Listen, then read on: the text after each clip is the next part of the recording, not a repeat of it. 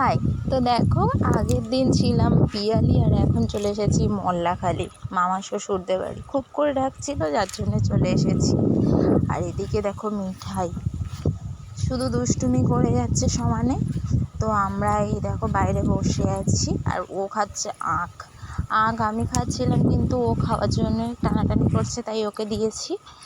আর এদিকে সবাই ডাব কাটাকাটি করছে, বড়মশাই ডাব খাচ্ছে, ডাব খাবো বলে। তো সেই জন্য আমরা খামারে বসে আছি। এদিকে হঠাৎ করে দেখো, এমনি মামাদের বাড়ি আজকে মাংস হয়েছে, তারপর আবার হঠাৎ করে ঘরের একটা মুরগি দেখছি যে মারা গেছে। কিছু বিষ টিষ খেয়েছে হয়তো, তার জন্য আবার জল গরম করে আবার মুরগিটাকে কাটতে হচ্ছে। আর এখন সময় কত বলো তো? 3:30। আমাদের কিন্তু এখনো পর্যন্ত খাওয়াই হয়নি। এই ডাব খেয়ে, ডাবের জল খেয়ে পেট ভর্তি হয়ে গেছে, যার জন্য আমরা এখনো পর্যন্ত ভাতই খাইনি। এখন এই দেখো আখ খাওয়া চলছে। আরেকজনের সাথে পরিচয় করে দিই, এই দেখো, এনার নাম আবার রিঙ্কু।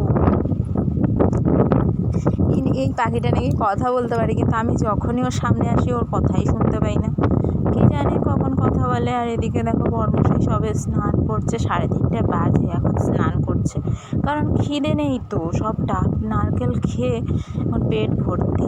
আর এদিকে দেখো কত হাঁস মুরগি দিদিমাদের এখানে, এরা হচ্ছে বসে বাড়ির হাঁস মুরগি খেতেই ভালোবাসে। নারকেল গাছগুলো শুধু দেখো, গাছ ভর্তি নারকেল ছিল, আমরাই খেয়ে ফাঁকা করে দিয়েছি।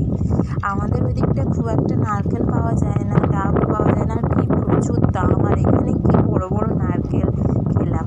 এবার দেখো বাগান দেখাই দিদিমাদের। এই দেখো কি সুন্দর পুঁই শাক হয়েছে।